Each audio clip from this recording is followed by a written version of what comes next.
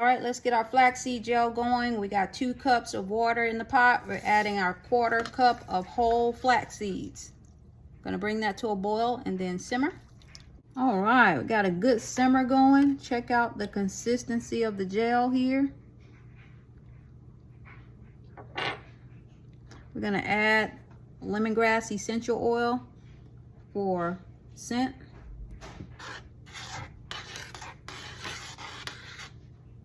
Oh yes, I am so pleased with this, y'all. Check it out. Yes, yes, yes, yes. All right, we're gonna go ahead and press this out. Let's get this, skim this off the top of it here. Looks like a loogie. Skim that off of there. Skim that right off the top. Yep. Smells like Fruit Loops, y'all, with that lemongrass oil in there. Smells like Fruit Loops.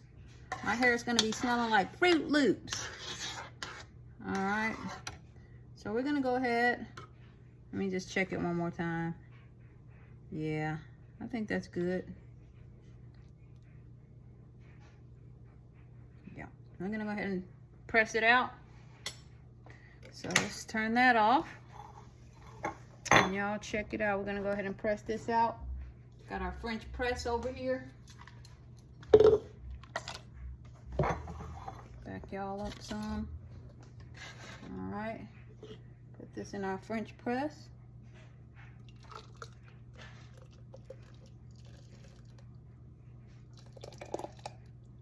All right, we're just gonna press this out, y'all. Separate the seeds from the gel. That's what we're gonna do. That was easy. That was easy. All right, so we're gonna pour this into our bottle here. Let's see, let's rotate this to the opening. There we go.